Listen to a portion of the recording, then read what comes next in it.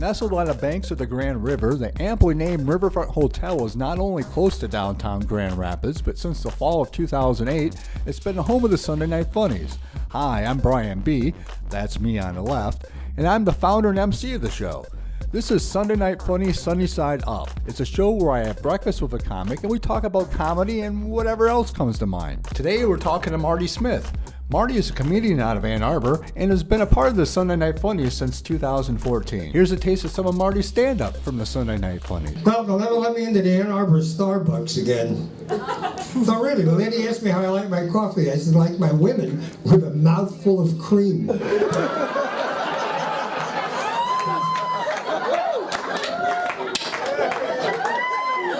Come to order. You were originally from Flatbush, Brooklyn, New York. Right. And how big was your school there? Oh, I went to high school with a little over 6,000 students. Wow. And there were 1,107 people in our graduating class. Them all by name? Certainly. You take me for an idiot. Now, Flatbush, New York, then there's probably some people of notoriety from... Well, yeah. There was in my high school when I went there. Lenny Kazan was a classmate of mine. Doug Moe, who later became a very successful NBA coach. Yeah, it was 76ers. And yeah, basketball team. And Richie Cunningham had graduated. I think it was Richie. Billy Cunningham. He graduated. Yeah, Richie was in Happy Days. Yeah, I get confused. Billy Cunningham graduated some years before me. Barbara Streisand and Neil Diamond were there a few years later when my brother was in school. Huh. And they were both in the chorus together. Did they sing You Don't Bring Me Flowers anymore? I don't think so. I don't know. I never heard them sing because I wasn't there in those days. What was Neil's real name? I believe it's Neil Diamond. Is it really Neil Diamond? And Barbara Streisand's real name, I believe, is Barbara Streisand. Lenny Kazan's real name. Lenny Kazan's real name was Laney Levine. Okay. You know that Neil has a rider in his contract where people can't look him in the eye? No, is that right? Yeah. When he's doing a concert somewhere, anybody on like the support staff for the promoter or the arena venue he's playing at, they cannot make eye contact with him or they're fired. Because I've heard it from a couple different people where somebody made eye contact with him and they're like, that guy's gone. And the promoters say, hey, just stay on the other side of the arena, don't go near him, you're not fired. But so he just has this weird thing where he doesn't want people to make eye contact with him. I'll tell you who else lived in Flatbush when I was going to school.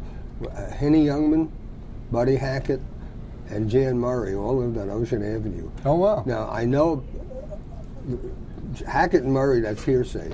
But Youngman, I know that's true. I went to school with his son.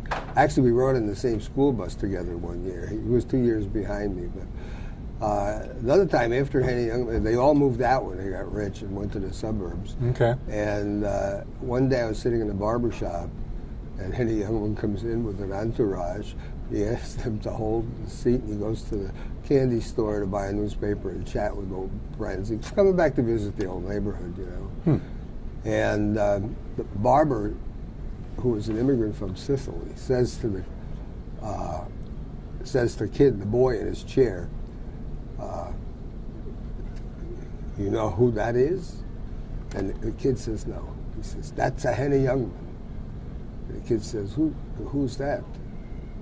And the barber says, he's the man on the television. And then the kid says, who, Howdy Doody? Fame is relative, I guess. I can't remember everybody. I know. I didn't mention this before, but I went to elementary school with a kid named Leonard Lipton who wrote Puff the Magic Dragon, but later became an important scientist. He wrote the song, Puff the Magic Dragon? Yeah, then he became a scientist. He was at Cornell at the time studying science when he did it. Now, that song was supposed to be about marijuana. I'm sure it was. When I knew him, he hadn't written it yet. We were in elementary school. But when I found out he was the one who wrote it, I looked it up. Everybody thinks, of course it is. It's a perfect metaphor. Now, what type of science did he get into? Was it medical marijuana or? No. I believe it was physics.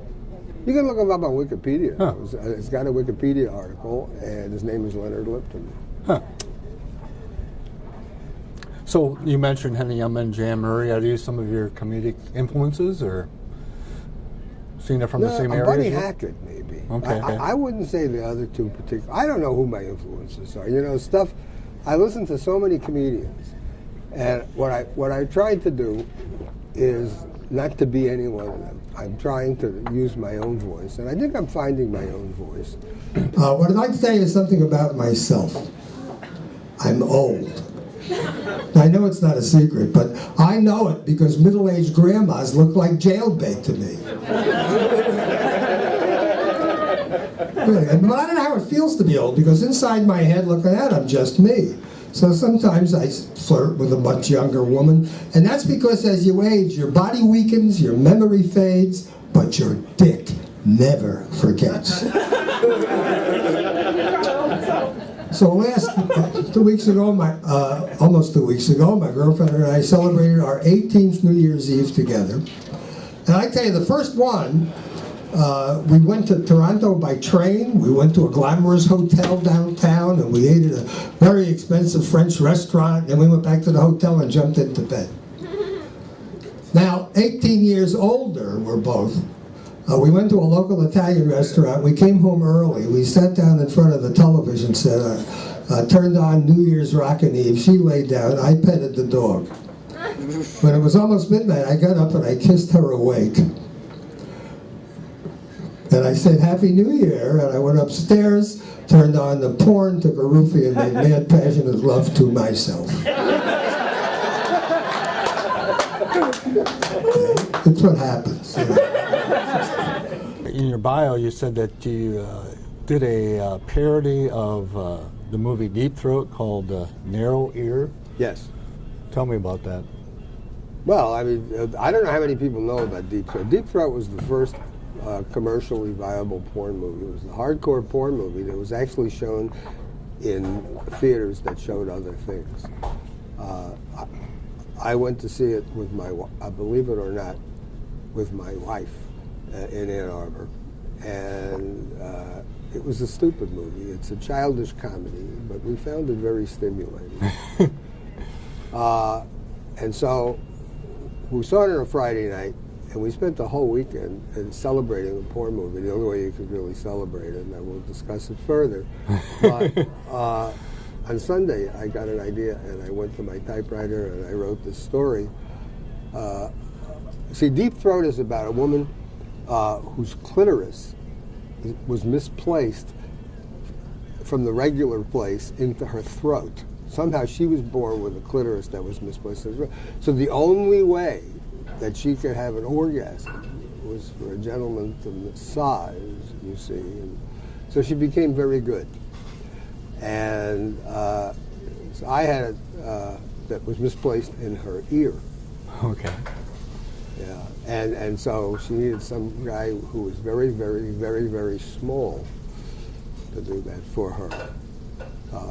Were you the lead character in the male? No. No, it was just it was a story. Okay.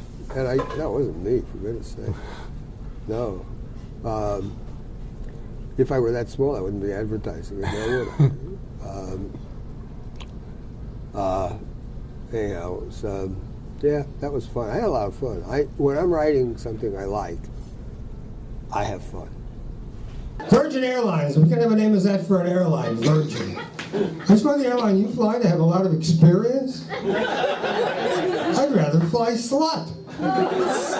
Welcome to Ho Airlines. I've been around the block a few times. Somebody was a vegetarian, and I have to tell you, this is not a joke, but a true story. When I first met my girlfriend, we've been together almost 19 years, she told me she was a vegetarian and would not have any animal products in her diet. And I said, does that mean you won't suck me off? And she says, no, I mean only if they were extracted cruelly. Oh my God. So it's got a wonderful sense of humor. It really does. Anyhow, one day she says, do I really have to swallow all this stuff? Can't I just spit it out? I said, stay thirsty, my friend.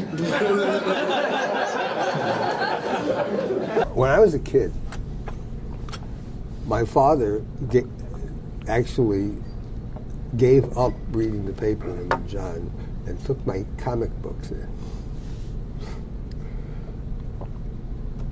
I don't know why he wanted to read my comic books, but he did. Maybe you liked Wonder Woman. You know, did you hear anything recently about, there was a biography written of the man who created Wonder Woman. It's very interesting. It's not funny, but it's very interesting. It seems that this is a guy who went to Harvard and studied psychology and had a very unconventional sex life.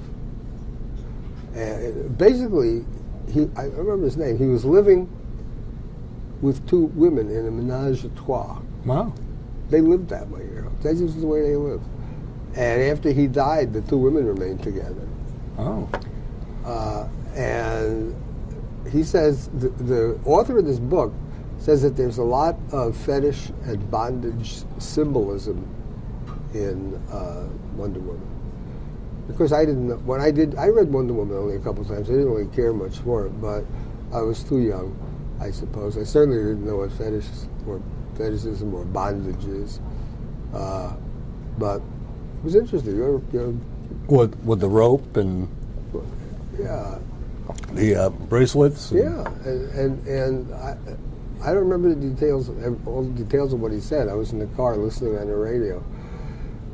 But if you looked up Wonder Woman, you would probably find a link to a review of this book. Seemed like very interesting people. They were all smart, highly educated. I mean, it was not some street pervert. It was an educated pervert. I say that with tongue in cheek because I don't think it's perverted if everybody agrees to do this.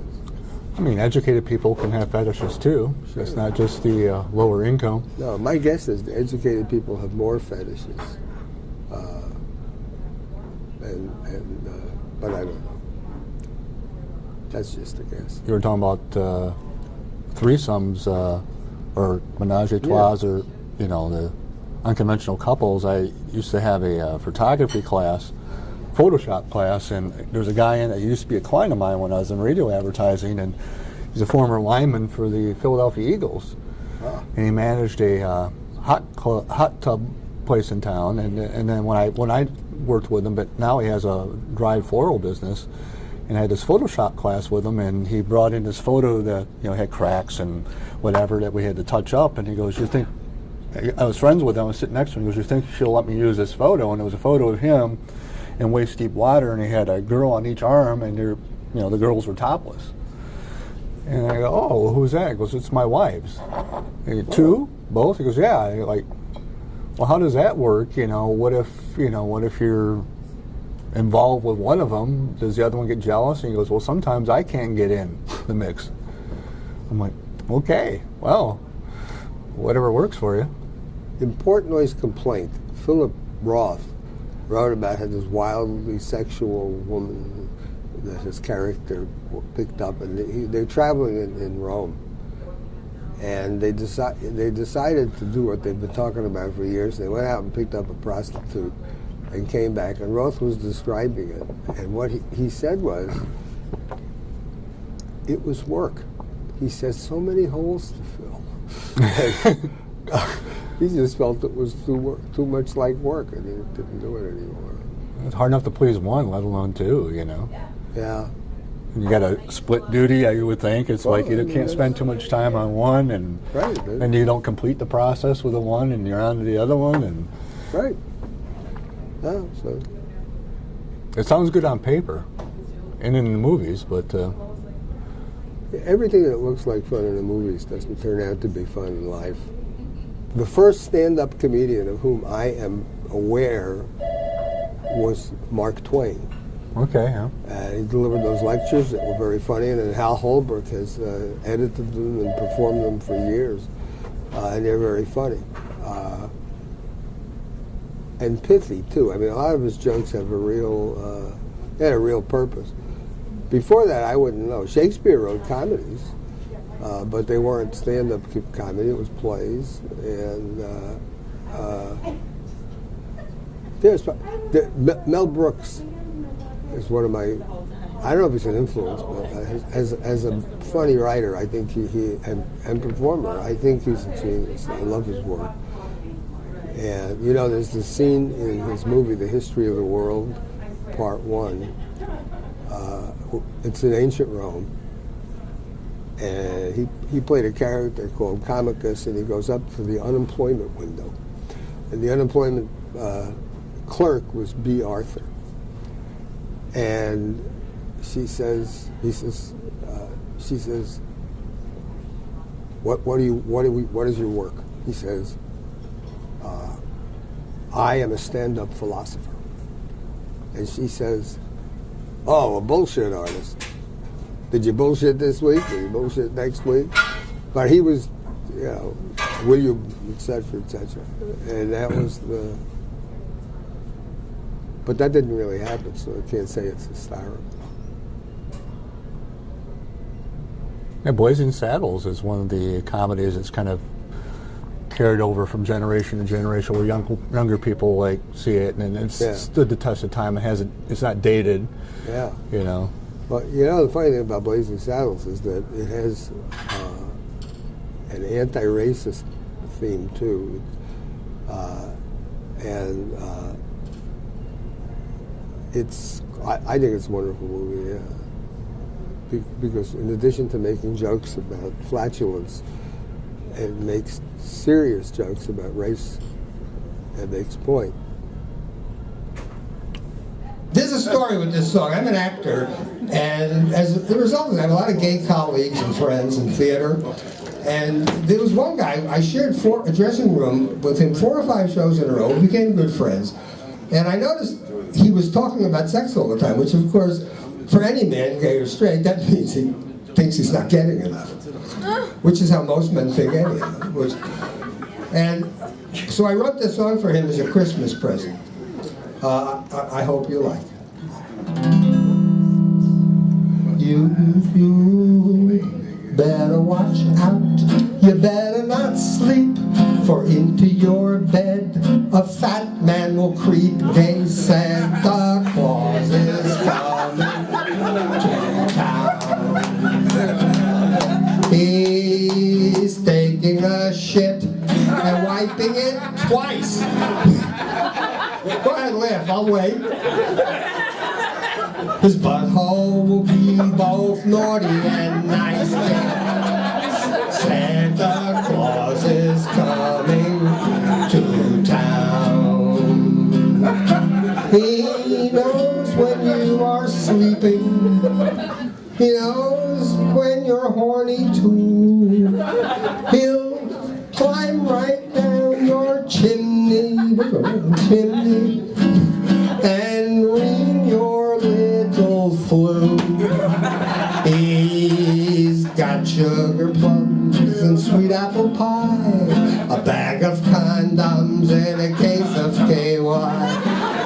Gay Santa Claus is coming to town. Stand up for the first time like 15 years ago. Yeah. At Mark Ridley's. Do you remember some of your first jokes? Not that week. A couple of weeks later, or a month or two later, I got back on the list. And I do remember one joke. This was when the Bill Clinton thing with Monica Lewinsky was still popular. And what I did, I'm sure no comedian would say this makes any sense at all, but I found there was a newspaper story about the lawsuit with Paula Jones that gave rise to the Clinton perjury charge.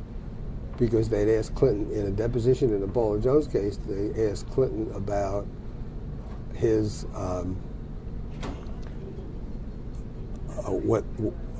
whether he had sex with Monica Lewinsky.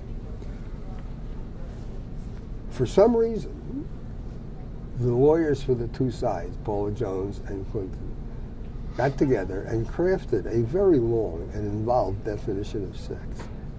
Now, if you read it carefully, word for word, remember I have legal training, you can't find anything to suggest that that included oral sex. So when Clinton said, I did not have sex with that woman, he was probably I did not referring... have sex with that woman. Yeah, but he's probably referring to that definition that the two lawyers...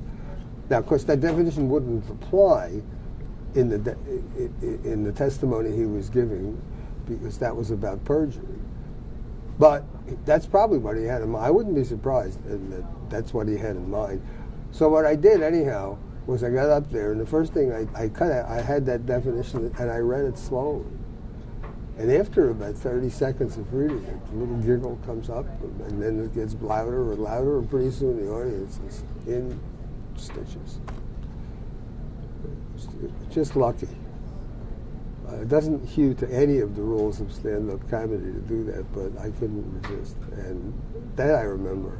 If you think about it, gay men think about sex exactly the same way that straight men do. The difference is their behavior, because the rule is SLF, see it, like it, fuck it. Right? That's the rule for all men. Only thing is, gay men don't need a woman's permission to have sex. Just like Bill Cosby. But one of the jokes that I made at Ridley's was, I mentioned the time I took the setups and write my own punchlines, and I sat down at a bar next to a big buxom woman. She says, I can see you like me. Well, let me start again. The two setups that I stole, one was about a guy who put his hand inside a woman's bra, and it was something disgusting he found. I don't remember what the hell it was.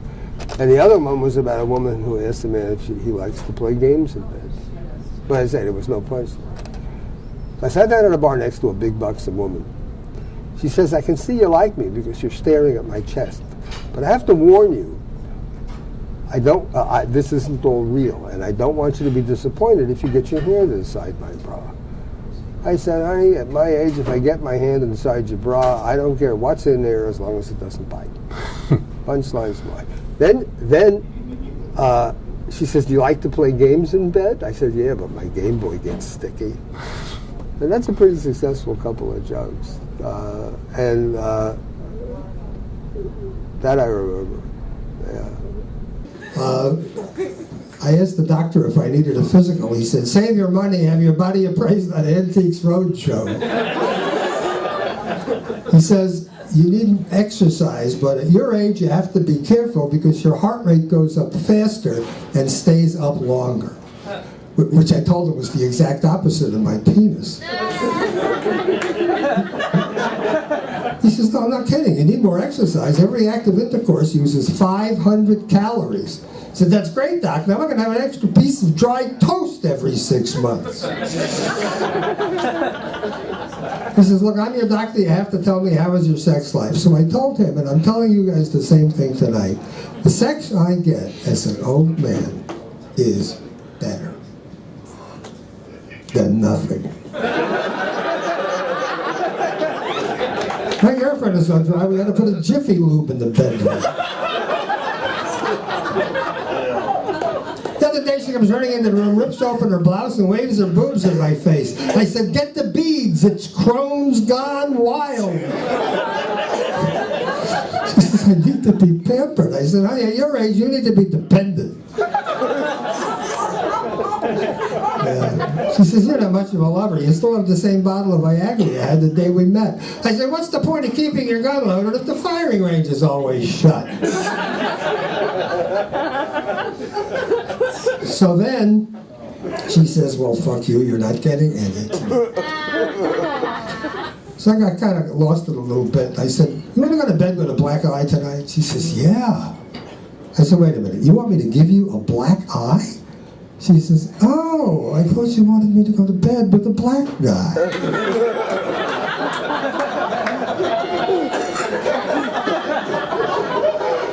Then I lost it altogether. I said something I shouldn't. I called her by my ex-wife's name. I said, you know me? He just stole my punchline. Except I do it better. Bitch! One thing about it is I think that I have a license as an old man to say things that young people don't. When I first started doing this, I was old then. I mean, 15 years ago, I was a mere 60. But I heard a lot of young comics doing jokes about old people, and they didn't know what they were talking about, and they were making fun of something that didn't exist, or at least was quite different than they portrayed it. So I started writing jokes about being old, which I based on my own experience. And generally speaking, they work. Well, you've heard them. I can do 3, 4, 5 minutes of being old, and not 5, 3 or 4 maybe. Depends on how many people laugh, which they usually do. My jokes about being old are fairly accurate. I wrote this is my seasonal song. I have 2 Christmas songs. I chose this one for tonight because you all look like perverts to me.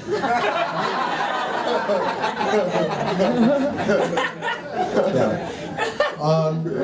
There's a story with this song. I'm an actor, and as a result of that, I have a lot of gay colleagues and friends in theater. And there was one guy, I shared a dressing room with him 4 or 5 shows in a row. We became good friends. And I noticed he was talking about sex all the time, which of course, for any man, gay or straight, that means he thinks he's not getting enough. Which is how most men think anyway. And so I wrote this song for him as a Christmas present. I hope you like it. You better watch out, you better not sleep, for into your bed a fat man will creep. Gay Santa Claus is coming to town. He's taking a shit and wiping it twice. Go ahead, laugh, I'll wait. His butthole will be both naughty and nice. Santa Claus is coming to town. He knows when you are sleeping. He knows when you're horny too. He'll climb right down your chimney, and ring your little flue. He's got sugar plums and sweet apple pie, a bag of condoms and a case of KY. Gay Santa Claus is coming to town. Thank you. Anything else? No, I'll do it. Does the prosecution rest? Prosecution rest. Thanks, Marty. Oh, my pleasure. This was really great fun. Have you all seen Back to the Future?